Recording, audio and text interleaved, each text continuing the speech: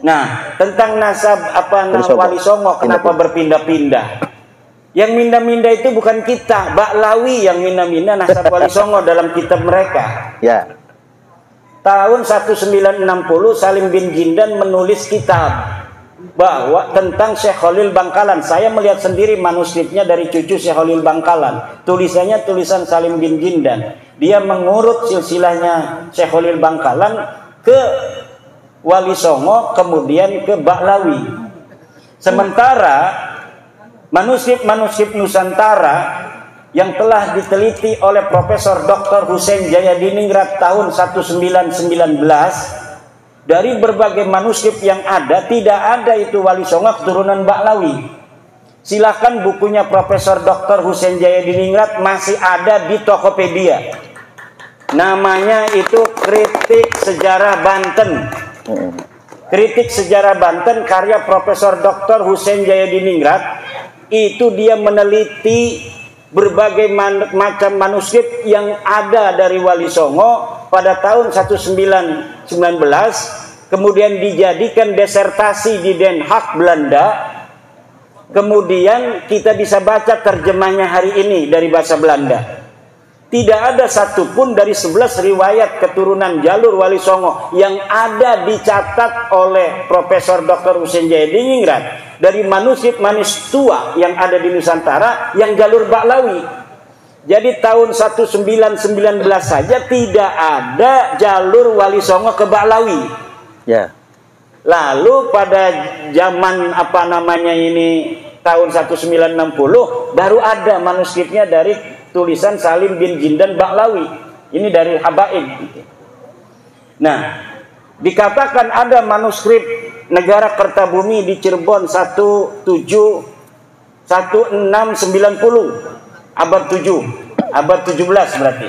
Ternyata itu manuskripnya palsu. Nah, manuskrip palsu yang juga ditulis 1960 kemudian diatribusikan bahwa dicatat atau ditulis tahun 1690, padahal 1960 dibalik. Oh, dibalik. Kertasnya itu kertas yang biasa diproduksi oleh pabrik Indonesia. 1960. Silakan cari di internet manuskrip Negara Kertabumi palsu. Itu ada bagaimana filolog UI sudah mengadakan penelitian manuskrip itu palsu. Di situ ada silsilah Sunan Gunung Jati sampai Ubedillah. Ternyata manuskrip itu palsu. Pakainya apa itu? Tulisannya tulisan Jawa kuno. Jadi tulisannya Jawa, kemudian tidak berbahasa Belanda, tidak berbahasa Indonesia, tapi tulisan Jawa.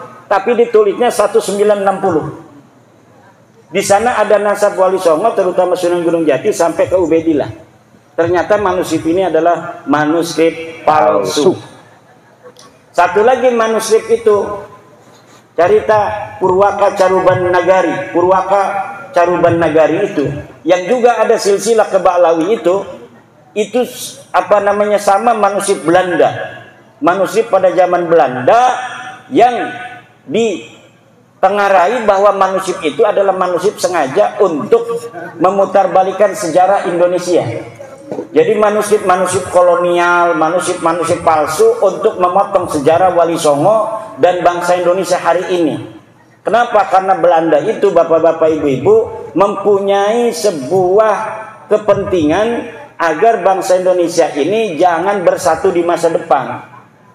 Akhirnya silsilah-silsilah kita yang satu dengan orang Aceh, dengan orang Maluku, dengan orang Bali, dengan orang Kalimantan dipisah-pisah. Bahwa tidak ada kaitan keluarga. Padahal semua orang Nusantara ini ada kaitan keluarga. Maka saya sudah katakan nanti saya akan berusaha untuk mengumpulkan segala sumber untuk mendapatkan nasab Nusantara agar bangsa Indonesia ini bukan hanya merasa dirinya bersaudara dengan perjanjian di atas undang-undang dasar, tapi juga memang kita secara de facto adalah saudara dari sisi darah, sama-sama keturunan Nusantara. Kalau kita ingin melihat bangsa Indonesia dengan tanah air kita yang tercinta ini tetap dalam negara kesatuan Republik Indonesia, maka bukan hanya ada sebuah komitmen konstitusional, tetapi juga ada komitmen kekeluargaan yang jalur itu memang sudah niscaya. Kenapa kita sekarang ini ada di dalam jajaran pulau-pulau Nusantara? Karena memang leluhur kita dulu ini satu. Leluhur kita dulunya adalah satu. Dan kemudian dipisah-pisah oleh sejarah-sejarah bohong Belanda. Akhirnya seakan-akan orang Medan tidak ada kaitan dengan orang Lampung tidak ada kaitan dengan orang Banten tidak ada kaitan dengan orang Aceh dan lain sebagainya. Padahal semuanya bangsa Indonesia ini mempunyai leluhur yang sama di masa lalu, kakek bersama, entah itu 1000 tahun yang lalu, entah 2000 tahun yang lalu, entah 10.000 tahun yang lalu.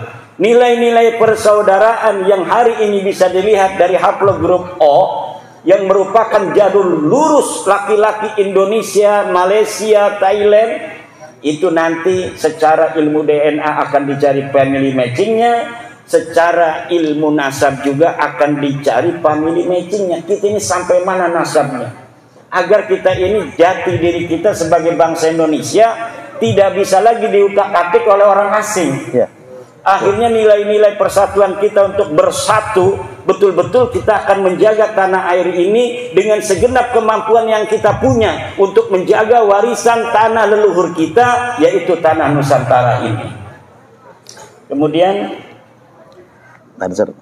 menyikapi kiai-kiai yang masih terus berhusnudzon.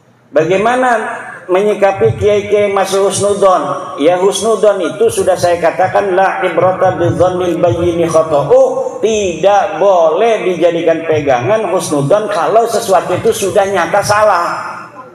Doraka hukumnya kita berhusnudzon kepada sesuatu yang jelas salah. Kalau dipaksa oleh ketua PWI Lampung, Ketua PWI Lampung Selatan, gula itu asin, jangan mau.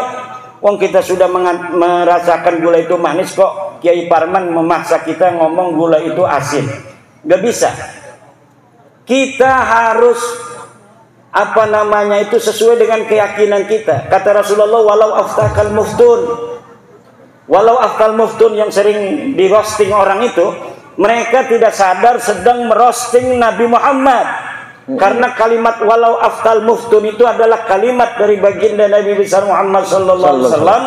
Jika engkau telah meyakini kebenaran, maka jaga kebenaran itu walau aftakal muftun, walaupun orang-orang berfatwa berbeda dengan dirimu. Ini adalah ucapannya Rasulullah Muhammad sallallahu alaihi wasallam.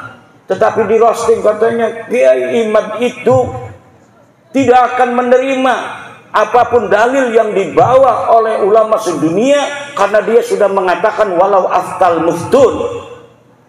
Ya kalau mendatangnya bawa dalil, ya kalau saya nggak nerima dalil, saya bisa dihukum, bos.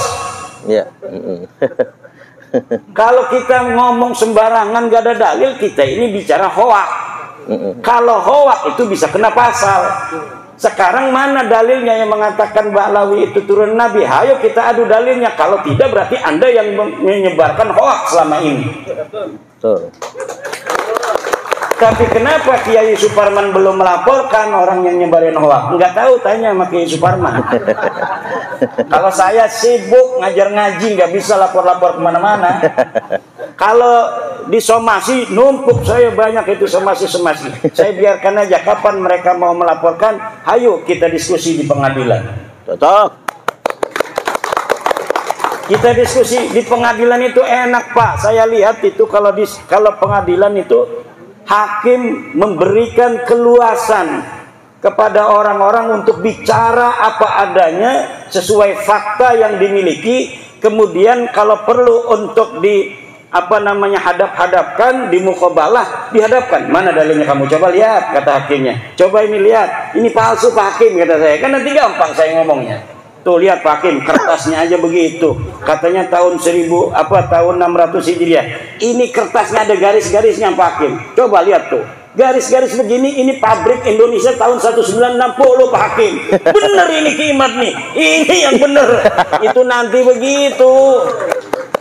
Kalau di pengadilan Ujung-ujungnya misalnya kalau hakimnya puyeng, udahlah DNA aja, DNA. Panggil dari BRIN, panggil dari Rumah Sakit Bayangkara Polri. Ini pegang ini, orang nih pegang ini. Coba rambutnya ambil, darahnya ambil. Coba mesinnya bawa sini, kita lihat supaya tidak bohong. Kalau dokternya ini bohong, kita tembak langsung nih dokter. Jangan bohong, coba lihat. Kita lihat sampai ini mesin mengatakan apa hasil daripada haplogrupnya dia itu. Dan pengadilan itu banyak duitnya, negara namanya. Bisa mengambil ahli-ahli DNA dari internasional untuk dihadirkan. Bener nggak nih Dokter Sugeng dari Indonesia yang mengatakan haplogrupnya apa G ini Ba'lawi bukan haplogrup turunan Nabi? Nanti akan dimukobalah dengan para ahli DNA dari luar negeri. Kalau memang misalnya Ba'lawi ini tidak mau Dr. Sugeng atau Profesor Arikem sebagai apa saksi ahli yang akan memberatkan mereka, itu akan dimukobalah, dan insya Allah nanti hasilnya adalah hasil yang akan bisa kita wariskan untuk anak cucu kita ila yaumil qiyamah. Amin. Nah ini penting bagi kita semua untuk diketahui. Jangan sampai diklaim-klaim orang sedemikian rupa. Karena kita ini diajari dengan indoktrinasi. Sejarah bangsa Indonesia diklaim orang. Saya ambil contoh yang terang benderang. Semua ahli Ba'alwi yang ada di Indonesia mengatakan pendiri pesantren Sidogiri, Sayyid Sulaiman, itu adalah Ba'alwi. Dia adalah Habib. Nama aslinya kata mereka Sayyid Sulaiman bin Abdurrahim As-Saiban. Bas-Saiban, tak ulangi. Sayyid Sulaiman bin Abdurrahim Bas-Saiban. Dan itu dipopulerkan oleh Wikipedia, di Google, di mana-mana, disebarkan, diajarkan. Padahal itu Pak, 1.000.000% bohong. Ngotot Ustadz Idrus Ramli sama Gus Wafi mengatakan Masyayikh Sidogiri adalah Ba'alwi, adalah habaib. Ngotot. Akhirnya dipanggil oleh pesantren Sidogiri. Ustadz Idrus Ramli, Gus Wafi, sini ke Sidogiri. Akan disidang di sana. Sudah 3 kali dipanggil, nggak datang-datang. Sayyid Sulaiman, pendiri pesantren, salah satu pesantren tertua di Indonesia, bukan dari Ba'alwi. Nama bapak beliau adalah Sayyid Zain Abdul Qadir. Itu nama bapaknya. Asli keturunan Syekh Abdul Qadir Al-Jilani. Ini kalau ada alumni Sidogiri, saya ingin sampaikan, Sidogiri, Masyayikh Sidogiri bukan keturunan Ba'alwi. Jangan mau ke sana Pak, nasabnya nggak bisa dipertanggungjawabkan. Tapi keturunan Syekh Abdul Qadir Al-Jailani. Saya ngomong begini, apa dasarnya? Sudah diisbat oleh Nakobah Internasional. Saya ingin sampaikan Bapak Ibu, di Indonesia belum ada Nakobatul Ashraf. Jadi kalau ada yang mengklaim, oh kami bisa mengisbat nasab, bohong. Karena mengapa? Dari mana lisensinya? Kok bisa menetapkan nasab seseorang? Parman, kayaknya Anda ini bermarga Asegaf. Suparman Asegaf. Lalu dikasih paspor nasab Pak. Dari mana dia dapat? Karena di dunia internasional tidak ada satupun Nakobatul Ashraf yang memberi SK. Di Indonesia ini orang bisa mengisbat nasab orang.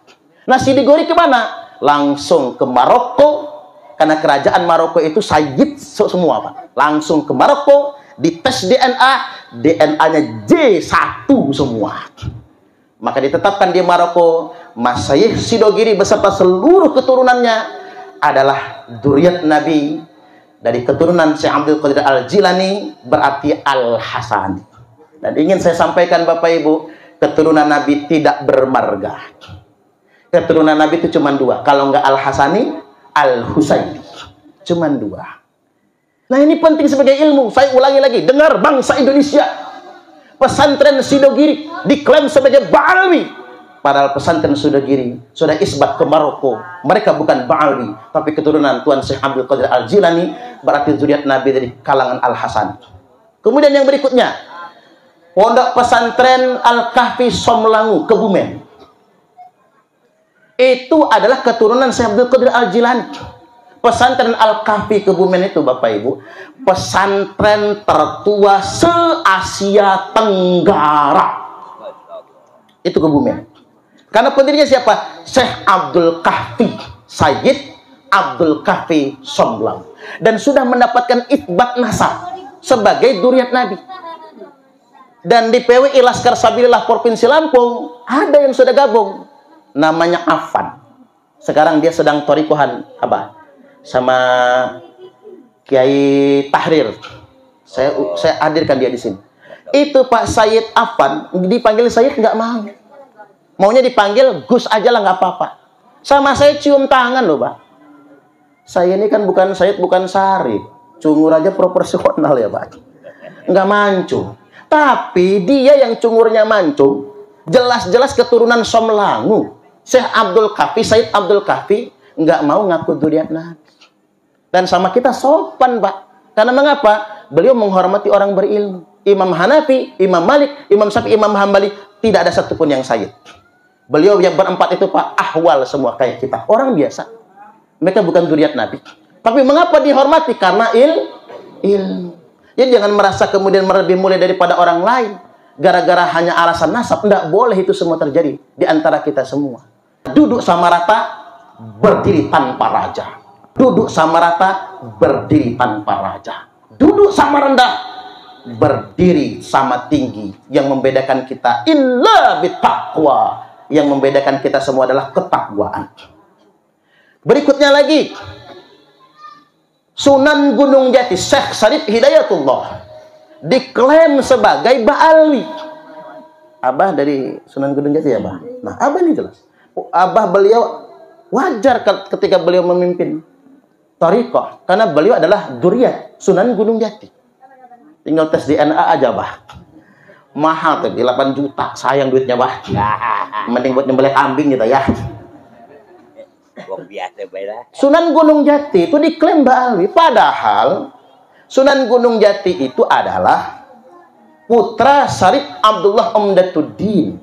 Hasil pernikahan beliau dengan Nyimas Rara Santang.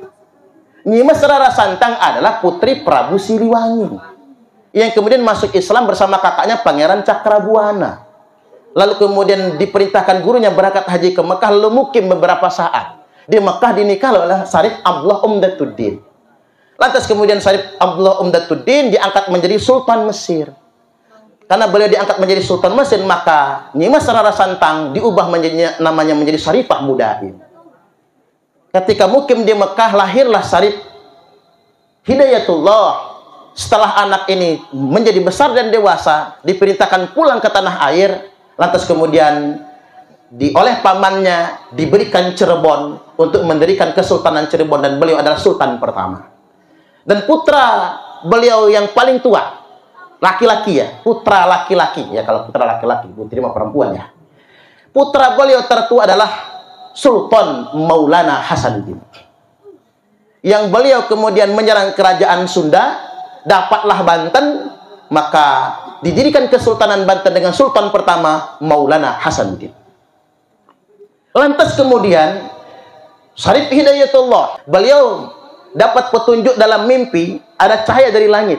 Cahaya dikejar sampailah di Lampung, tepatnya di Pugung Raharjo. Lalu menikahi putri kerajaan Pugung.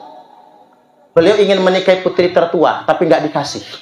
Maka diperintah menikahi putri kedua, Putri Sinar Kaca. Lalu hamil, punya anak, Mina Gejalabidin. Beliau pulang sampai di Cirebon, cahaya masih ada di Lampung. Berarti salah, bukan kepada Putri Sinar Kaca.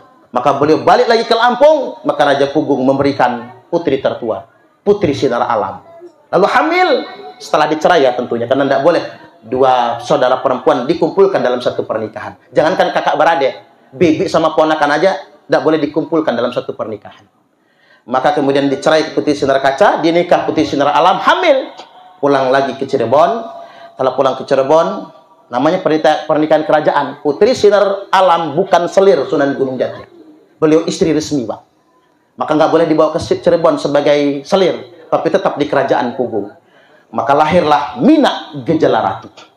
Dua kakak beradik ini setelah besar diperintah oleh Raja Pugung, cari bapakmu di Cirebon sana. Maka kemudian dicari, Minak Gejala Ratu dikasih namanya Raden Muhammad Zaka. Yang lebih terkenal, ada Jaka di sini? Nggak ada ya Pak? Raden Muhammad Zaka, maka lebih terkenal di Lampung Raden Muhammad Aji Saka, yang kita kenal dengan sebutan Ratu Darah Putih. Raden Muhammad Aji Saka itu nguap beneran apa itu? Raden Muhammad Aji Saka mendirikan Keratuan Darah Putih. Minak Gejala Bidin mendirikan Keratuan Melinting. Maka kemudian sampai sekarang ada cicitnya Raden Muhammad Aji Saka, namanya Raden Inten Kesumaratu I. Raden Inten Kesumaratu I punya anak namanya Raden Imba Kesumaratu II, yang perang melawan VOC, lalu gugur, ditawan di Batavia, dibuang ke timur Belanda, lalu kemudian gugur, mati di sana. Cuman istrinya yang selamat karena sedang hamil. Siapa yang dikandung istrinya? Raden Inten Kesumaratu II, yang wafat dalam usia 22 tahun tanggal 5 Oktober, perang melawan VOC. Makanya silsilah keluarga putus di Raden Inten II, tapi dilanjutkan oleh pihak paman kandungnya, Dalom Kesumarati. Ini penting bagi kita semua. Jangan mau sejarah kita dibelokkan. Makanya disampaikan oleh para ulama, kalau ada manuskrip yang mengatakan Sunan Gunung Jati itu nasabnya ke Baalwi, maka itu manuskrip palsu. Saya ulangi, kalau ada yang mengatakan Sunan Gunung Jati itu silsilah nasabnya ke Baalwi, itu manuskrip palsu. Yang benar manuskripnya yang berdasarkan Serat Wali Songo itu berasal dari Mesir, seorang syarif, berarti keturunan Al-Husain atau Imam Husain. Penting bagi kita semua agar sejarah tidak kemudian dibelokkan. Selanjutnya tidak kira-kira? Lanjut? Tanggung, diselesaikan dulu sama saya. Kami adalah Laskar Sabilillah, pecinta Wali Songo dan para anbiya, pewaris peradaban Islam di Nusantara hingga berkibar bangsa Indonesia.